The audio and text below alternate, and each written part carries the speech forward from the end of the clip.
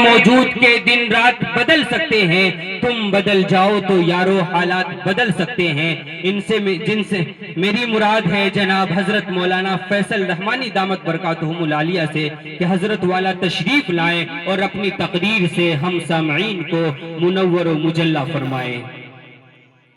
अल्हम्दुलिल्लाह नहमदुहु व नस्तईनुहु व नस्तगफिरुहु व नु'मिनु बिही व नतवक्कलु अलैहि व नऊज़ु बिल्लाहि मिन शुरूरि अनफुसिना व मिन सय्यिआति अअमालिना मन यहदिहिल्लाहु फला मुज़िल्ल लहु व मन युज़लिल्हु फला हादिय लहु व नशहदु अन ला इलाहा इल्लल्लाह वहदहु ला शरीका लहु व नशहदु अन्न सय्यिदना ونبينا وحبيبنا وشفيعنا وسندنا وإمامنا ومولانا محمدا عبده ورسوله صلى الله تعالى عليه وعلى آله وصحبه وبارك وسلم تسليما كثيرا كثيرا أما بعد فأعوذ بالله من الشيطان الرجيم بسم الله الرحمن الرحيم شهر رمضان الذي أنزل فيه القرآن صدق الله مولانا العظيم وقال النبي صلى الله عليه وسلم المرء ومن أحبه قال عليه الصلاة والسلام سبحان الله وبحمده سبحان الله العظيم وبحمده أستغفر الله صلى الله على سيدنا محمد صلى الله عليه وسلم اللهم صل على سيدنا محمد يا رب صل عليه وسلم मेरा कायद है वो सुलह अमन पैगाम था जिसका मोहब्बत जात थी जिसकी मोहम्मद नाम था जिसका वो रफ्ता रफ्ता जिसने कौम को मंजिल अता कर दी कली आगाज थी जिसकी चमन अंजाम था जिसका जुल्म तशद्दुद सहने वाला कुछ न ज़बां से कहने वाला जुल्म तशद्दुद सहने वाला कुछ न ज़बां से कहने वाला बल्कि दुआएं देने वाला बल्कि दुआएं देने वाला रहम करम का यकता पैकर बात खुदा है सबसे बढ़कर शाफ़े महशर शाफ़े महशर सोती बस्ती जिसने जगा दी डूबती कश्ती पार लगा दी पसमानदाओं की शान बढ़ा दी पसमानदाओं की शान बढ़ा दी गुमराहों का हादी और रहबर बात खुदा है सबसे बढ़कर शाफ़े महशर शाफ़े महशर। माशाअल्लाह बहुत बेदारी के साथ आप लोग छोटा सा जलसा सुन रहे हैं और 15वीं शाबान की रात में पूरी रात जगे हैं और आज रात का भी थोड़ा देर जगने का आपने वादा लिया है। दिल से दुआ करता हूँ अल्लाह आपके बेटे को कबूल फरमाए, अल्लाह मेरे सुनाने को आपकी सुनने को अल्लाह कबूल फरमाए। यहाँ से लेकर वहां तक सुनने के लिए मुकम्मल तैयार नहीं है हाथ भी इंशाअल्लाह सुनने के लिए तैयार नहीं है, जने से पढ़ा दें। 3 सवाल है, 3 सवाल से पैगाम शुरू हो रहा है। हाँ देखिए 7 गलती तो माफ है, उसके बाद हम भी सीधा रांची आपको लेकर चले जाएंगे। 3 सवाल है, पैगाम शुरू हो रहा है, सुनने के लिए तैयार हैं हाफिज इंशाअल्लाह। मेरा पहला सवाल है, लोग जन्नत में कैसे दाखिल होंगे? सिर्फ अमल से ही नहीं, अमल के साथ क्या होगा? बंदा सीधा जन्नत में पहुंच जाएगा। ये मेरा पहला सवाल है। दूसरा सवाल है, अल्लाह ने सुलेमान अलैहिस्सलाम से कहा कि इल्म लेना चाहते हो इल्म लो, माल लेना चाहते हो माल लो, कुर्सी लेना चाहते हो कुर्सी लो। सुलेमान अलैहिस्सलाम ने असल चीज मांगी, अल्लाह ने उसके सदके में पूरी सल्तनत का बादशाह बना दिया। वो एक चीज किया था। ये मेरा दूसरा सवाल है और आखिरी सवाल है। आखिरी सवाल है कि लोग मस्जिद जाते हैं 3 नियतों से। 2 नियत तो ठीक है, एक नियत गलत है। वो एक नियत क्या गलत है? सवालों के जवाब सुनाकर पैगाम शुरू कर रहा हूं। आप लोग सुनने के लिए तैयार हैं, बेदार हैं? हाथ दीजिए इंशाअल्लाह। मेरा पहला सवाल था कि लोग जन्नत में कैसे दाखिल होंगे? सिर्फ अमल से ही नहीं, इधर बंदे का अमल होगा, उधर अल्लाह का फजल होगा, बंदा सीधा जन्नत में पहुंच जाएगा। और मेरा दूसरा सवाल था, अल्लाह ने हजरत सुलेमान अलैहिस्सलाम से कहा, इल्म लेना चाहते हो इल्म लो, मान लेना चाहते हो मान लो, कुर्सी लेना चाहते हो कुर्सी लो, बताओ क्या चाहते हो? सुलेमान अलैहिस्सलाम ने 5 मिनट कलमा सर नीचे किया, फिर कहा, है मेरे परवरदिगार, मुझे कुर्सी नहीं चाहिए, मुझे पैसा नहीं चाहिए, मुझे माल नहीं चाहिए, आप हमको इल्म अता कर दीजिए। अल्लाह ने कहा, सुलेमान, इल्म के बगैर माल भी नहीं है, इल्म के बगैर कुर्सी भी नहीं है। अगर तुमने इल्म मांगा है तो जाओ, उसी इल्म के सदके मैंने तुम्हें पूरी सल्तनत का बादशाह बना दिया। मेरा तीसरा सवाल था, आखिरी सवाल था, लोग मस्जिद जाते हैं 3 नियतों से। 2 नियत ठीक है। नियत ये है कि तकबीर उला के साथ नमाज पढ़ेंगे, नियत बहुत अच्छा। दूसरा नियत ये है कि पैदल जा रहे हैं नमाज पढ़ने के लिए, नियत ठीक है। तीसरा नियत आखिरी क्या होता है? कुछ लोगों को देखेंगे उड़िया और पोटास का बात लोग मस्जिद में करते हैं। कौन सा मक्के लगाए हैं, वो सब बात मस्जिद में होती है। दुनिया की बात अगर मस्जिद में अगर आप करेंगे तो आप गुनहगार हो जाएंगे। इंशाअल्लाह पूरी पाबंदी के साथ नमाज पढ़ेंगे, इंशाअल्लाह जुमा नमाज पढ़ेंगे, इंशाअल्लाह आइंदा टोपी जेब में होगी, इंशाअल्लाह। वही लोग हाथ उठाने का नाम होटल लिस्ट में नहीं आया है। नमाज के बोलो ना काज छे, काज के बोलो अमर नमाज छे। नमाज बिहीरे पारो परे की जो बाप देवी तुम्हें प्रपुण काछे। फजर कटे घूमेर घरे जो है कजे कजे, ओ सोर कटे खेलाई दुलार मागिरी माजे माजे। इशार शवोय रुकेले ठको दुनियार पीछे पीछे। मिलता है क्या नमाज में? मस्जिद में जाके देख, मस्जिद में जाके देख, होगा खुदा के सामने। सजदे में जाके देख, सजदे में जाके देख, फिक्रो अलम न कोई गम, होगा तुझे खुदा की कसम। थोड़ी सी देर के लिए सर को झुका के देख, सर को झुका के देख। पहला पैगाम सीरत के हवाले से आप लोग सुनने के लिए मुकम्मल तैयार हैं? आप इंशाअल्लाह बीवी से पूछ करके जारी रखेंगे, इंशाअल्लाह। सब समझ में आ रहा है? मेरा 1 बजे टिकट ट्रेन है रांची जाने के लिए, आप लोग भी तैयार हो जाइए। पहला पैगाम सीरत के हवाले से आ रहा है, आपको सुनाने के लिए जा रहा हूं। गुस्ताखे रसूल ने एक जुमले से नबी को निशाना बनाया। एक जुमले से गुस्ताखे रसूल ने नबी को निशाना बनाया कि मोहम्मद तो मुफलिस है और बीवी मालदार है।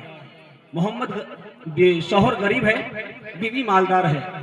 जैसे ही ये जुमला खदीजा रजी अल्लाह अन्हा के कान तक पहुंचा कि गुस्ताखे रसूल नबी की शान में गुस्ताखी कर रहे हैं, हजरत खदीजा रजी अल्लाह अन्हा ने अपने हिस्से का सारा माल अगले ही दिन नबी के कदमों में आके जमा कर दिया, नबी को माली बना दिया, सुभान अल्लाह। उसके बाद लोगों ने ये ताना मारना शुरू किया कि मोहम्मद तो मालदार हो गया लेकिन बीवी गरीब हो गई।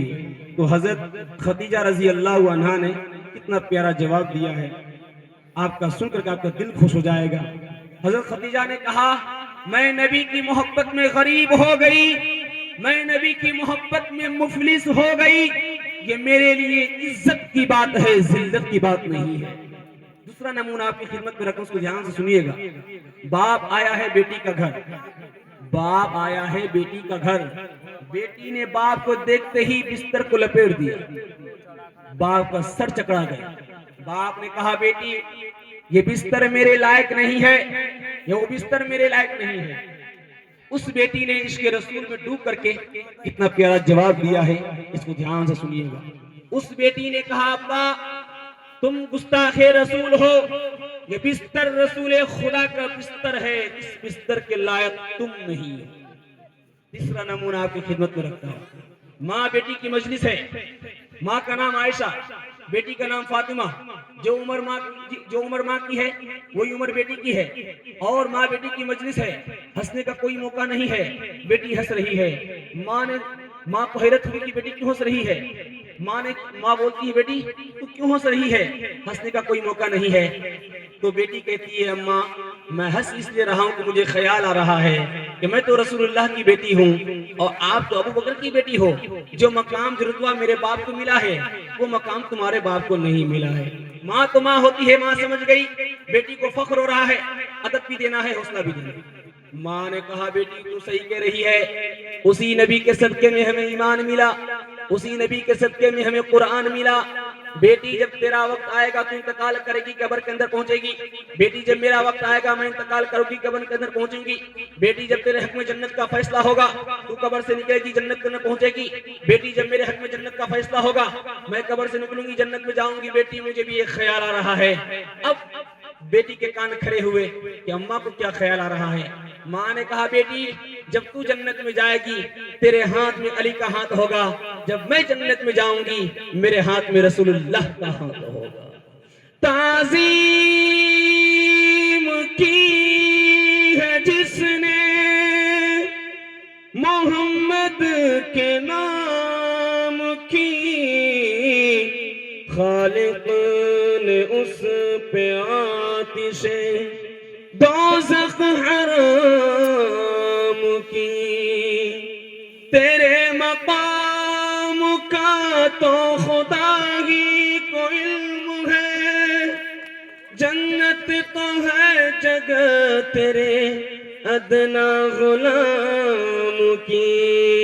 नबी आते रहे आखिर में नबियों के इमाम आए, वो दुनिया में खुदा का आखिरी पैगाम ले आए। झुकाने आए बंदों की जब अल्लाह के दर पर, सिखाने आदमी को आदमी का एहतराम आए। वो आए जब तो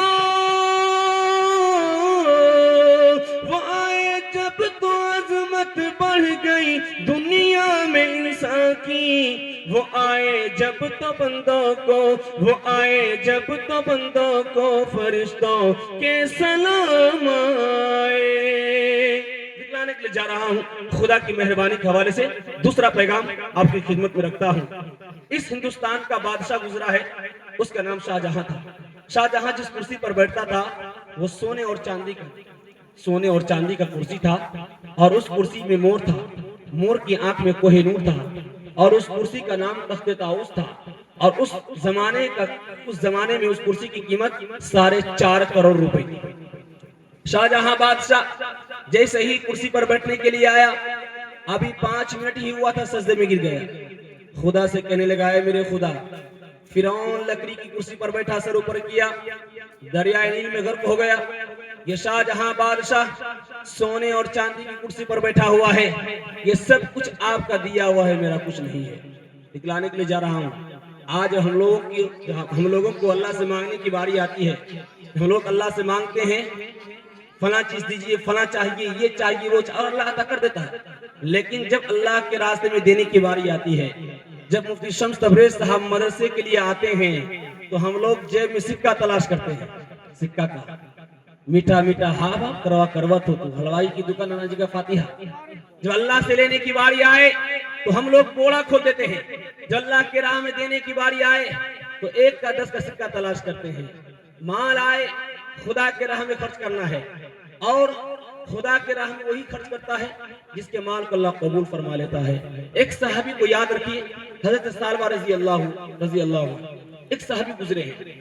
अल्लाह के रसूल सल्लल्लाहु अलैहि वसल्लम से कहा या रसूलल्लाह मैं गरीब हूँ, मेरे हक में दुआ कर दीजिए, मैं मालदार हो जाऊं, अल्लाह मुझे पैसा दे दे। अल्लाह के रसूल ने कहा सालबा तुम्हारे लिए माल ठीक नहीं है, तुम जैसे भी हो ठीक हो। हज़रत सालबा रज़ी अल्लाह अन्हु गुस्साने लगे, या रसूलल्लाह आप मेरे हक में दुआ नहीं करना चाहते हैं? अल्लाह के रसूल ने दुआ फरमा दिया, माल हुई, पैसा हुआ, ज़कात की आयत नाजिल हो गई। अल्लाह के रसूल ने अपने साहबी से कहा, जाओ हज़रत सालबा से कहो कि ज़कात अदा करें। जैसे ही साहबी पैगाम लेकर के गए, हज़रत सालबा ने मोटी अंदाज में कहा, यार तुम जाओ, आ रहा हूं थोड़ी देर। अल्लाह के रसूल को साहबी ने पैगाम आकर के सुनाया। अल्लाह के रसूल का रंग बदल गया और कुछ देर के बाद हज़रत सालबा के दिल में ख्याल पैदा हुआ कि मैंने गलत फैसला लिया। उसी वक्त हमको ज़कात का पैसा लेकर के अल्लाह के रसूल की खिदमत में हाजिर होना चाहिए था। कुछ देर के बाद हज़रत सालबा ज़कात का पैसा लेकर के आए अल्लाह के रसूल की खिदमत में, कहा हुजूर इसको कबूल कर लीजिए। अल्लाह के रसूल ने कहा, सालबा जिस माल को अल्लाह ने कबूल नहीं किया उस माल को मैं कैसे कबूल कर सकता हूँ। 4 खलीफा के दौर आए नबी सल्लल्लाहु अलैहि वसल्लम के गुजरने के बाद, चारों खलीफा ने भी हज़रत सालबा का माल कबूल नहीं किया। उन्होंने भी कहा कि जिस माल को अल्लाह उसके रसूल ने कबूल नहीं किया तो हम कौन होते हैं कबूल करने वाला। माल आए, पैसा आए, अगर अल्लाह ने दिया है खुदा की राह में खर्च करेंगे इंशाअल्लाह। मदरसे वाला आएंगे, चंदा रसीद कटाएंगे, चंदा 1 साल बाद देंगे इंशाअल्लाह। देखिए पहले हाथ उठाना, उसी वक्त देना है। अल्लाह को राजी करना है, रसूल को राजी करना है। हर दम बरस रहे हैं अनवार मदरसों में, जाकर तो कोई देखे एक बार मदरसों में। हर दम बरस रहे हैं अनवार मदरसों में, जाकर तो कोई देखे एक बार मदरसों में। हर पल मोहब्बतों का इजहार मदरसों में, गुफ्तार मदरसों में, किरदार मदरसों में। दिन भर तिलावतें हैं, दिन भर तिलावतें हैं, शब भर इबादतें। होता नहीं कोई दिन इतवार मदरसों में, होता नहीं कोई दिन इतवार मदरसों में। एक जगह जलसा चल रहा था, एक हकला शायर आया शेर पढ़ने के लिए, उसको मुस्तकबिल बोलना था। वो 3 मरतबा बोला मुस्तकबिल। लोगों को समझ में नहीं आया कि भाई क्या बोल रहा है। मुफ्ती शम्स तबरेज़ी साहब से आलिम दीन बैठे हुए थे, उन्होंने उसमें तफसीरा किया। पहले इसने मुस्कहा फिर तक कहा, फिर बिल कहा। पहले इसने मुस्कहा फिर तक कहा, फिर बिल कहा। पहले इसने मुस्कहा फिर तक कहा, फिर बिल कहा। इस तरह जालिम ने मुस्तकबिल के टुकड़े कर दिए। इस तरह जालिम ने मुस्तकबिल के टुकड़े कर दिए। दिखलाने के लिए जा रहा हूँ, आज का जवान सब कुछ रखता है लेकिन दाढ़ी नहीं रखता। आज का जवान सब कुछ रखता है लेकिन दाढ़ी नहीं रखता। दिखलाने के लिए जा रहा हूँ ये दाढ़ी कितनी बड़ी अजमत वाली दाढ़ी है और अल्लाह के रसूल सल्लल्लाहु अलैहि वसल्लम की सुन्नत है और हमारे नबी की सुन्नत है। और जो नबी की सुन्नत में ऐब लगाए वो नबी का उम्मती कोई मुसलमान हो नहीं सकता। आज कुछ नौजवान दाढ़ी की तौहीन कर लेते हैं और ईमान से चले जाते हैं। दाढ़ी की तौहीन किया है, ईमान कैसे चला जाता है, दिखलाने के लिए जा रहा हूँ। आज का जवान क्या कहता है, दाढ़ी रखता हूँ तो खुजली मालूम होती है, खुजली होती है। नबी को खुजली नहीं हुई, आपको खुजली हो रही। दाढ़ी रखता हूँ तो बूढ़ा मालूम होता हूँ। उसके बाद क्या बोलता है कि दाढ़ी में कोई रखने की चीज है तो सरकारी घास मालूम होती है। दिखलाने के लिए जा रहा हूँ, एक किताब है उसका नाम है दरबार अबरई। उस किताब में लिखा अकबर बादशाह के दौर में दरबार में सब लोग दाढ़ी रखते थे। वजीर भी दाढ़ी रख रहा है और वजीर भी दाढ़ी रखता है और बादशाह भी दाढ़ी रखता है। लेकिन एक दिन आया, एक दरबारी मौलवी ने क्या हदीस सुनाई, सब लोग सुन्नत का जनाजा उठा दिया। वो हदीस क्या है, दुआ करता हूँ, वो हदीस आपकी खिदमत में रखता हूँ और दुआ करता हूँ अल्लाह सुन्नत से हमारे जवानों के मुस्तकबिल को रोशन फरमाए। दिखलाने के लिए जा रहा हूँ, एक मौलवी एक हदीस सुनाया, दरबारी मौलवी ने हदीस सुनाई। कहा कि अल्लाह के रसूल की खिदमत में एक सहाबी आए, बच्चे को लेकर के आए। अल्लाह के रसूल ने शफकत का हाथ फेरते हुए ये कहा, ये बच्चा कितना प्यारा है, दाढ़ी नहीं है। ये बच्चा कितना खूबसूरत है, मोछ नहीं है। ऐसे ही चेहरा लोगों के जन्नत के अंदर होगी। हदीस सुनना था, लोगों ने सुन्नत का जनाजा उठा दिया, चौका नहीं तो छक्का हो गए। रात में बच्चा घबरा जाए कि अम्मा है कि अब्बा है।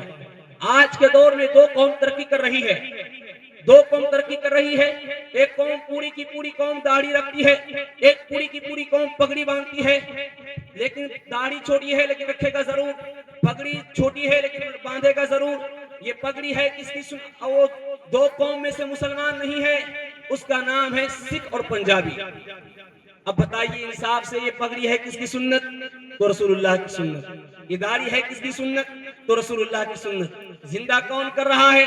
सिख और पंजाबी कर रहा है। सुन्नत को जिंदा करने के नतीजे में अल्लाह ने उस कौम को जिल्लत की पस्ती से उठाया और इज्जत की चोटी पर पहुंचा दिया, और सुन्नत को जिंदा करने के नतीजे में आज के दौर में उस कौम को सरदार कहा जाता है। और हम लोगों ने सुन्नत को छोड़कर जिल्लत का मुंह देखा। दिखलाने के लिए जा रहा हूं, दिल्ली से एक आदमी लाया कुत्ता 10 लाख, और उसको ऐसे पाल रहा है जैसे बच्चा और तोते को पाला जाता है। और एक आलिम दीन ने कहा, आलिम दीन ने देखा, उसको समझाया, यार अल्लाह के रसूल की हदीस है, इस घर में कुत्ता रहे उस घर में रहमत के फरिश्ते